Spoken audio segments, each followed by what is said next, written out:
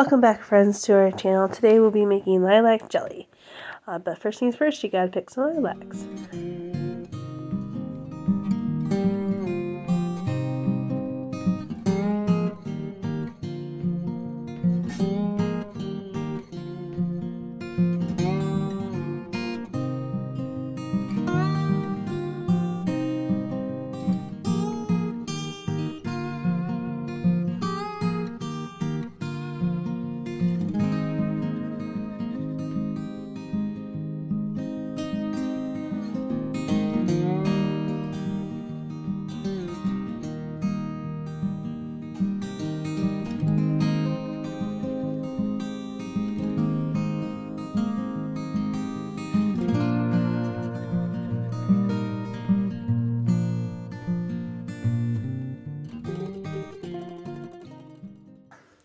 And here is our bucket of lilacs.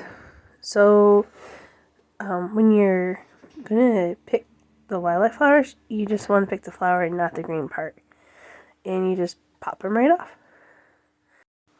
For this recipe, we're gonna want 4 cups of these flowers. So, get picking.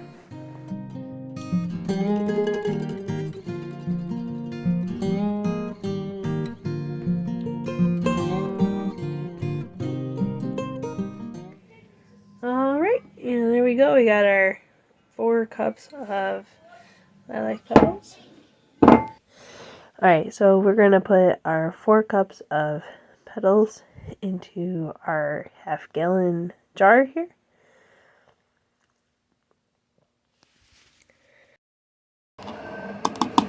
Okay. Here's our lilacs in this is a half-gallon mason jar. And we're going to put 5 cups of hot water over this and let it sit for 12 to 24 hours.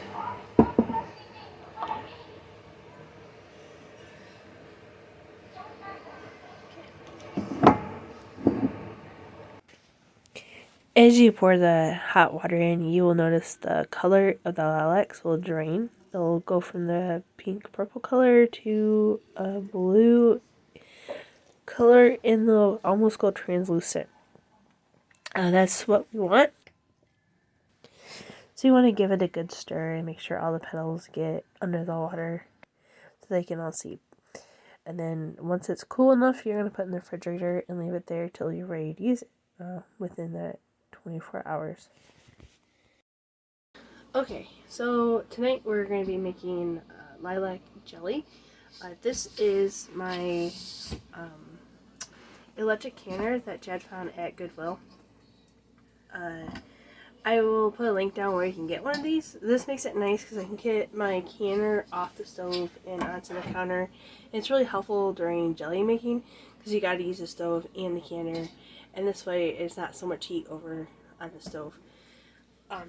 One thing to remember about this canner, and when you're using an electrical canner, you don't want to turn it on until you got water, and there's a minimum fill line. You got to make sure you put water in this. You still got to use a rack.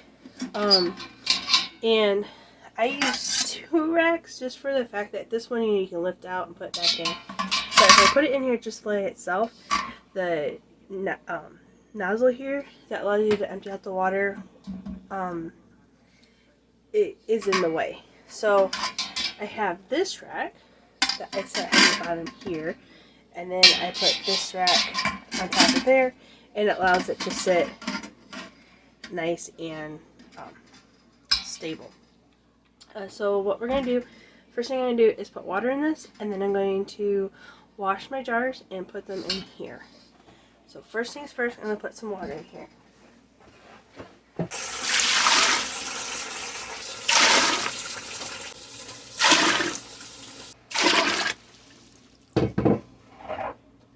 Okay, that should be enough water to get us started.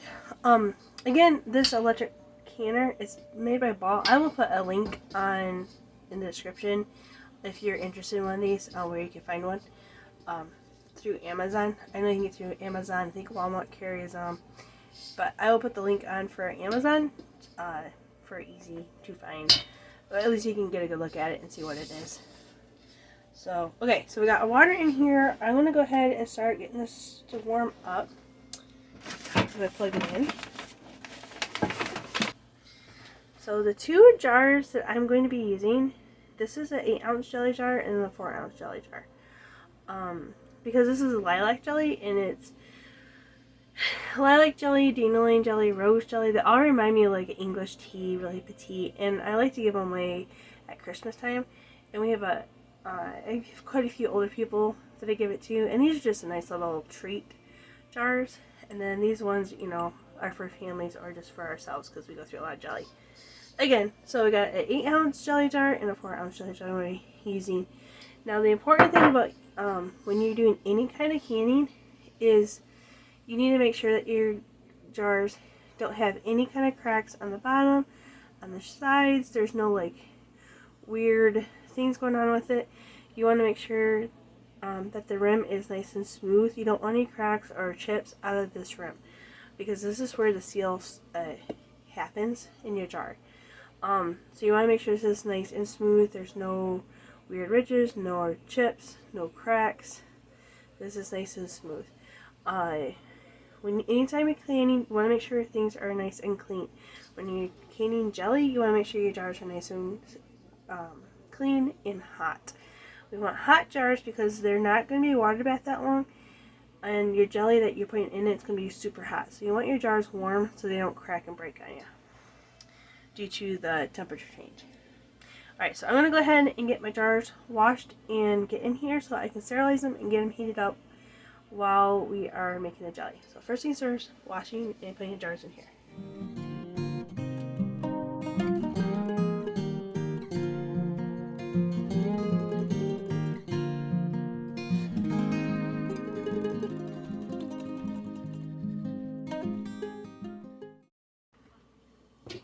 We're just going to put the lid on this and allow these to get nice and hot. That should be enough. If not, then I'll deal with that later. Okay. So now, first things, as you can see, I have a towel on my counter. It's just important to have some kind of towel. I am using a bath towel. But you can use dish towels or whatever. You need some kind of towel on your workspace when you're doing canning. Especially when you're taking the hot jars, putting them on the counter. You do not want to put hot jars, especially hot full jars, on a cold counter. They will crack. So this is just to protect that, as well as like help absorb any water that we deal with. So the next step we're going to do is I'm going to sort out the rings and the lids that we need. It's important when you are canning anything to try to use new lids. I have reused lids before. It is possible, but it's always best to use new lids to make sure that seals, because you don't want to go through all that work and then they not seal. So next thing we're going to do is sort in rings and lids. Okay, so we need jars in there. Okay, so I got 12 jars in here, so I need at least 12 of these. Okay. So like, I don't know, hopefully this is coming in okay. So when you're using rings, you want to make sure they're not too like this one's kind of rusty, getting kind of gross. I might be able to wash that off. If I can't, this won't be good anymore. You want to make sure your rings are nice and clean inside. There's no dents or like they're squished or anything like that. You want them nice and like this. The thing with rings is we don't keep them on like after we're done canning and they cooled off and they sealed. You take the rings off. We do that so we don't get what's called a false seal. But we need the rings to help hold the lids on while they're canning. So again, but you want to make sure they're not rusted, they're not dented, so they set those rings correctly, or the lids correctly. So we need 12 of these. So there's 1, 2, 3, 4, 5, 6, 7, 8, 9, 10, 11, and 12. Okay. And I just used these last night. They all look pretty clean. Okay. And then we need our new lids. Okay, so they have a rubber seal here. I always kind of wash them off with soap and water and make sure you rinse them really good. And then we're going to put them in a bowl, and then I'm going to heat up water, and I'm going to pour water, hot boiling water over top of them just to sterilize them and keep them clean. I don't always do that for all my candy, but because we're doing jelly, and jelly has such a short time in the hot water bath, I like to sterilize them just to make sure that there's no germs in them. You don't want to ruin that jelly. Okay, so we need, what did I say, 12, we need 12 lids. So let's see what we got here. I got 1, 2, 3, 4, 5, 6, 7, 8, 9, 10. So I need 2 more.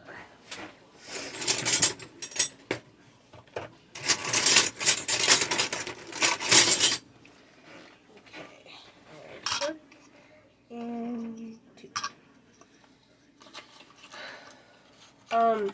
Also, okay, you see, so this is a ball lid, and then this is just, I found these at the Dollar Tree. I thought I was gonna try the True Living. I haven't, some people have better luck with other lids than mine, and I find I haven't had too much issue with these. I've also used pure lids, which I really seem to work okay. You just, you know, as long as, because that has a nice big seal on it, you know, and the rubber seems to be fairly thick. And that's what's most important, you know, and they're coated, you know, so I don't see why these wouldn't work just fine. Now this one's a little thicker rubber, so I'll probably keep the seal longer. But if you're like us, jelly is not going to stay on the shelf for very long, so. Do what I can. Lids right now are hard to find, so I get what I can.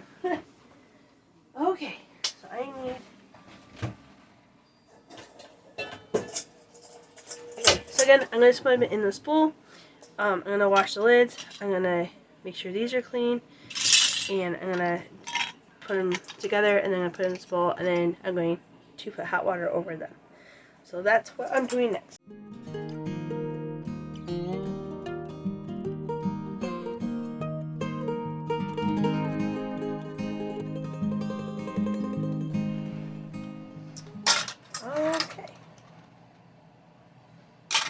Okay, so those are done.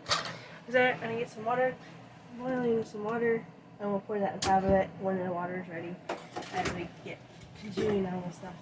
You need a bowl. You're going to need a strainer.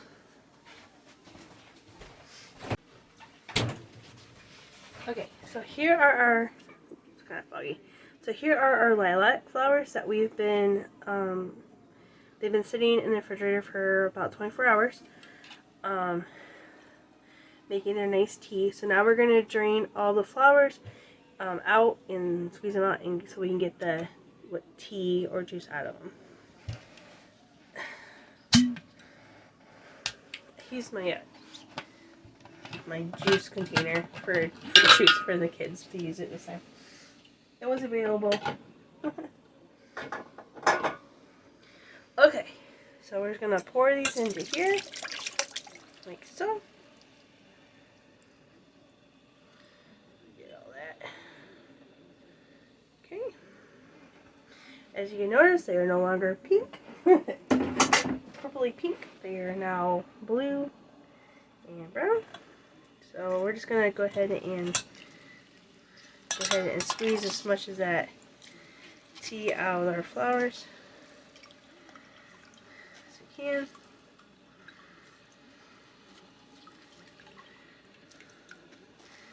And for our recipe, we're going to need 4.5 cups of juice or tea. So, and if you don't have quite that much, you can add a little water to it to get to the measurement you need. It's perfectly fine. Okay. I just kind of squeeze that. Still smells like lilacs.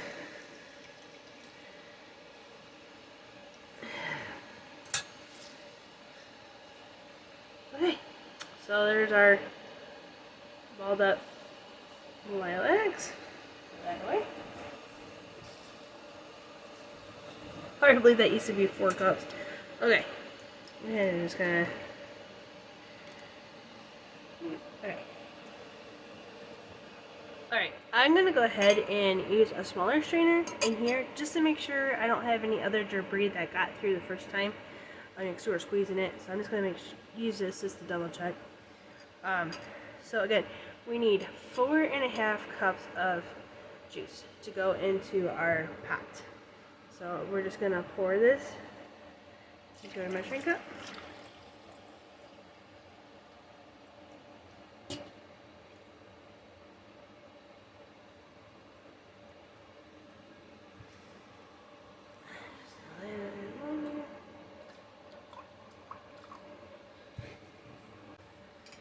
There's 4 cups.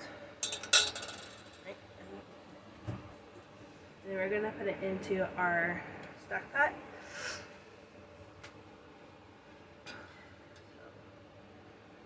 4 cups. And a half. Measure out another half cup.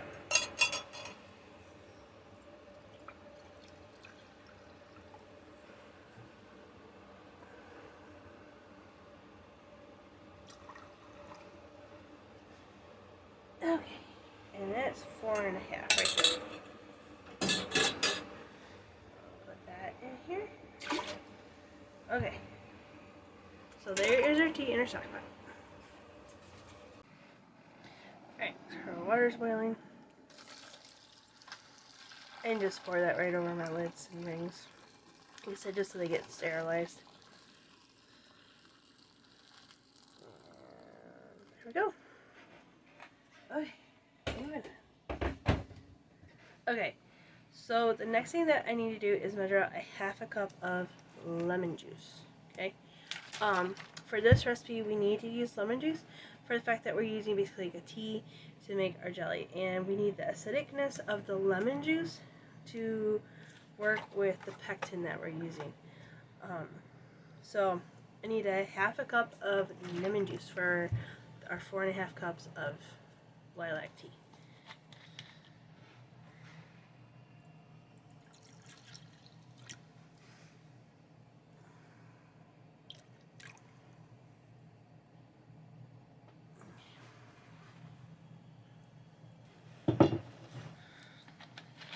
Okay, so that's measured out. I just want to talk to you before we move on.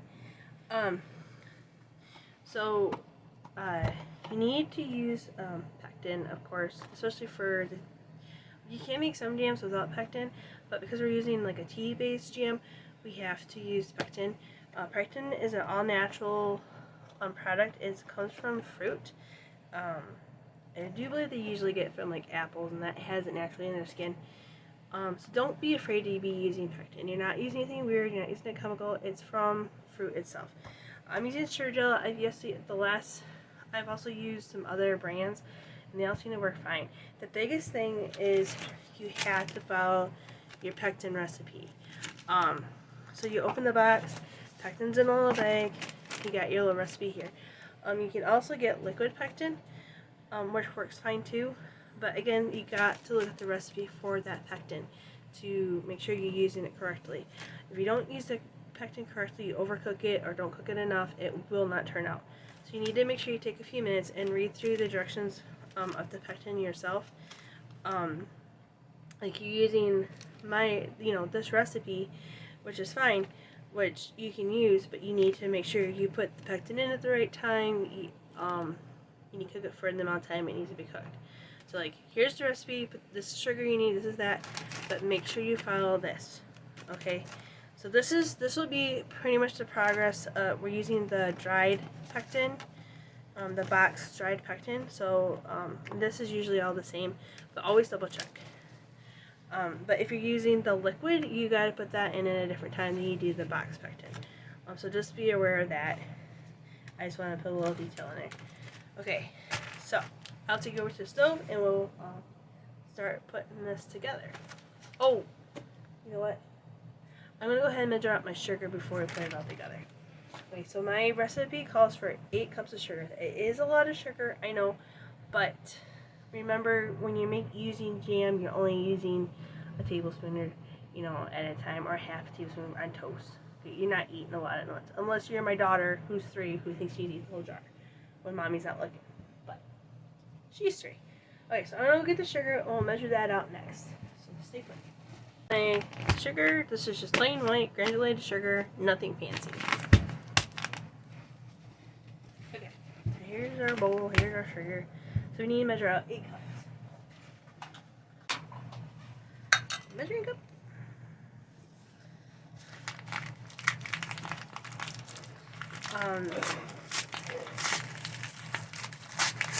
I am sure there's reduced sugar recipes out there you're welcome to try. But I know this one works. And when you reduce sugar, you run the risk of not having the pectin come out right, so. So this recipe calls for 8 cups of sugar. So we'll measure that out now.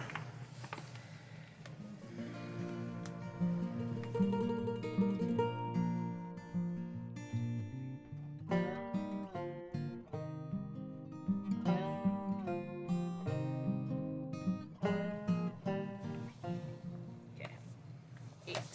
And that took almost a whole bag of sugar, which kills me, but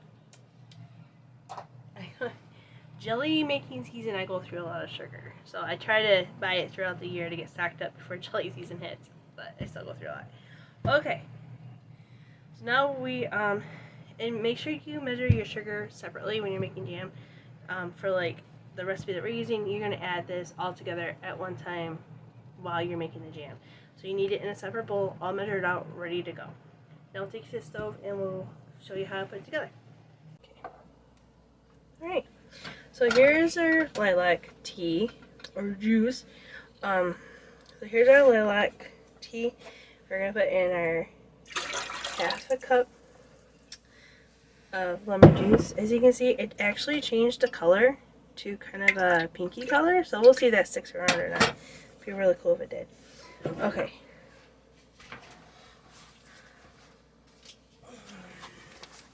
And then we're going to add our pectin.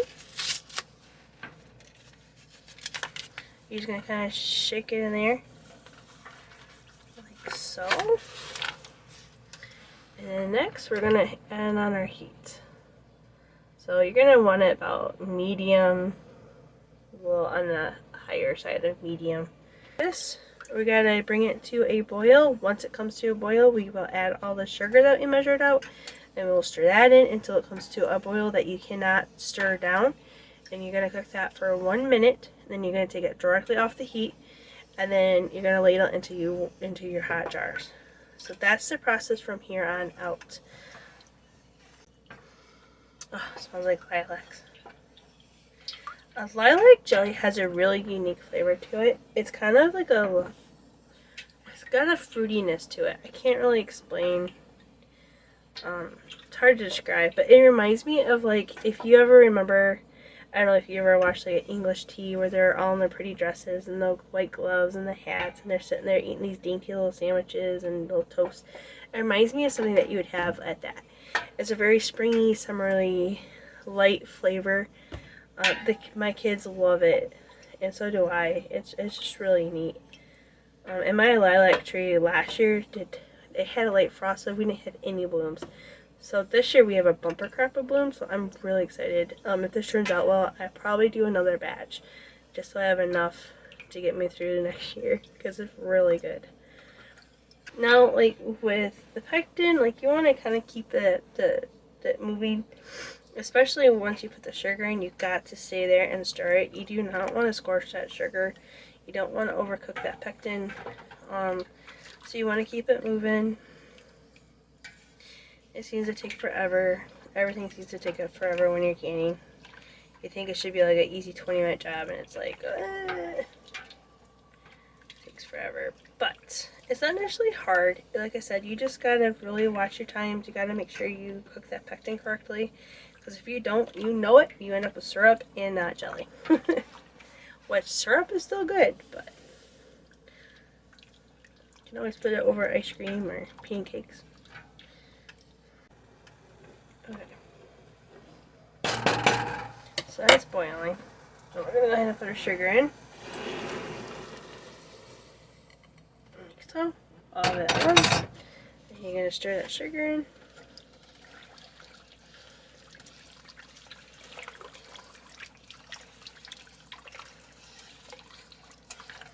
And then you're going to stir this until it comes to a boil that you can't stir down. And then you're going to start your timer for 1 minute. You're going to cook it for 1 minute like that. And as soon as that minute's up, you're going to take it off the heat.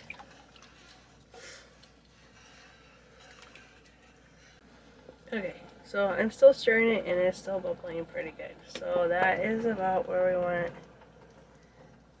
So we're going to start our timer now for 1 minute.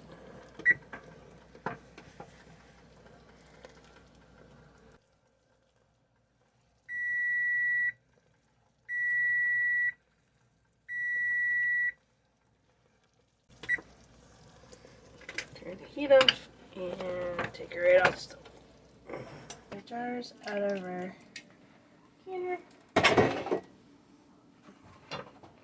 Got their handy dandy jar grabber.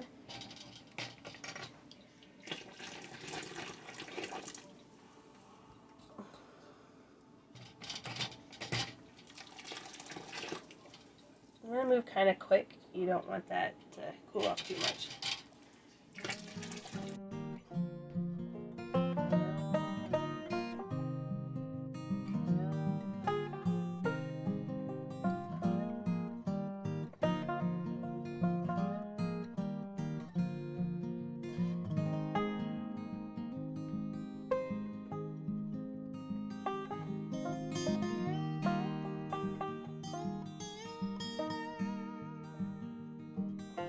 And you just ladle it in your jars. Now you want a 1/4 of an inch headspace, so that is from the jelly to the top of the jar. You want about a 1/4 of an inch.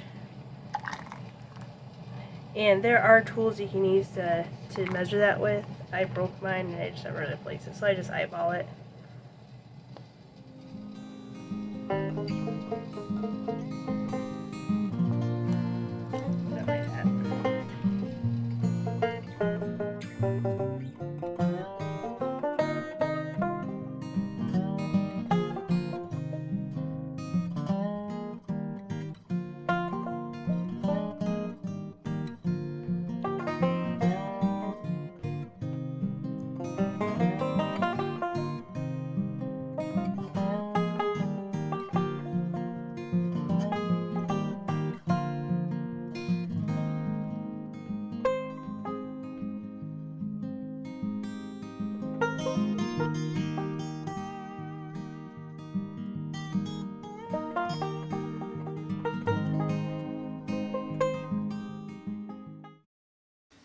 So now we're going to wipe the rims off, make sure we have all that jelly off there.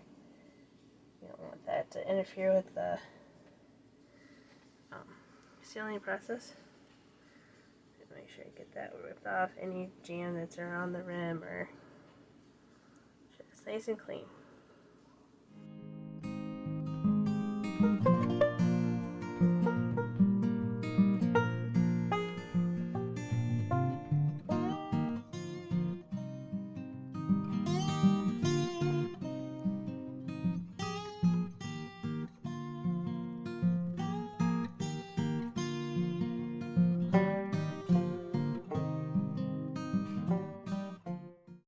Now, when you put your lids on, you don't want to over tighten them. Okay, so you just want to do like finger tight. So they're like on, but not like super crank. You don't want to crank it down because it'll cause the lid to buckle. Because it has to be able to release the air that's in the jar. Because when it'll release the air when it gets really hot, and then as it cools down, it'll suck down that lid because there's less air in there. And it'll suck that down, and that's how you get your seal. So now we're just going to put these lids on and then put them back in our canner and then allow that to come to a boil. You have to have a full boil before you can start your time. Now you're going to want to, okay, so you're going to water bath these for 5 minutes. And that's at 1,000 feet or less. If you're over that, then you need to add time to that. And your pectin recipe will tell you about how much time to add to that. I do believe it's a minute per 1,000 feet, but double check your pectin recipe for that.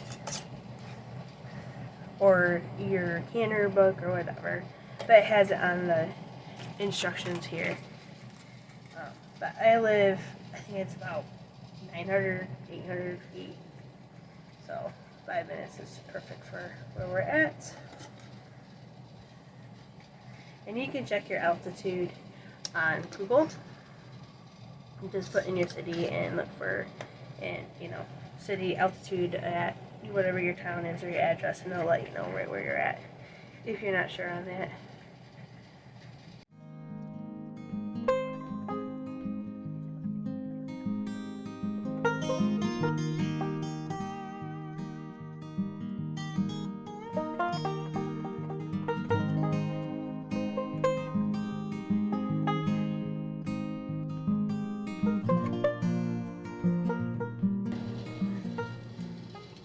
Like I said, you want about 1 to 2 inches above the top of the jar. So I'm just going to add my hot water for the lids, and that brings us right to where we want to be. Okay, just going to make sure that's sitting up straight. There we go. Okay, so now we're going to turn up our heat to canning, which is as high as it goes, and put the lid on and wait. And once it starts boiling, goes to a rolling boil, then you start your 5 minutes. And when the time's up, you turn the heat off, you take the lid and let it cool for a few minutes, let the bubbles to stop coming for a few minutes, and then you take your jars out. Alright, so the 5 minutes is up. We're going to turn off the heat and take off the lid and let those bubbles kind of settle down before the jars out.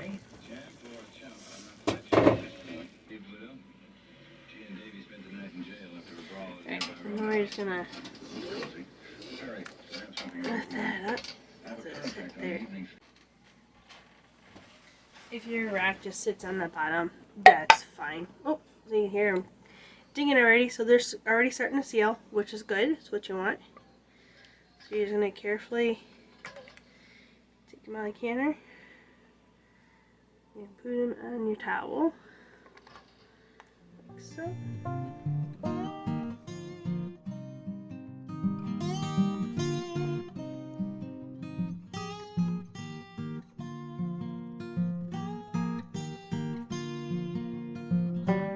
Alright, so this is the one that was left over. So that'll go in the refrigerator. So once you take them out of the canner, you're just going to set them on your towel. You're going to let them cool here. We're going to, for 12 to 24 hours, you want to let them just set.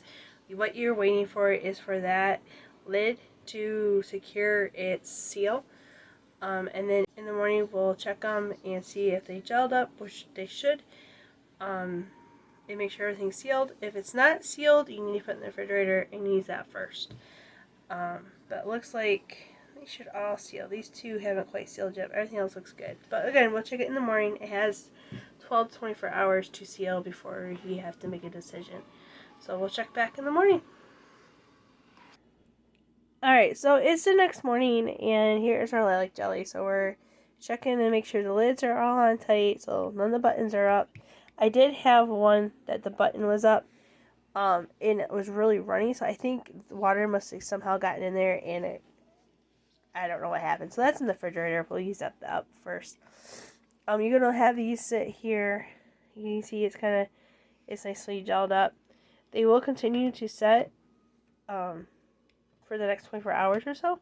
So just don't get freaked out if it's a little looks like it's a little soft. And this might come out just a slightly soft jelly, which is fine. It makes it really easy to put on toast. But we don't want necessarily is it like to be super runny. So again, you're going to let these sit here for the full 24 hours. But you can check the seals now because they're nice and cool. So you do, you're going to take the rings off, like so. And then to make sure the lid's on tight is you're going to lift it up by the lid. And as you can see, I can lift up the jar just fine, holding just the lid, like that. And we know that it's set. So there you go. There's our batch of lilac jelly. Thanks for watching this video. I hope you enjoyed it and learned something new. If you have any questions or comments, please leave them in the comment section. We'll get back to you as soon as we can. Thanks.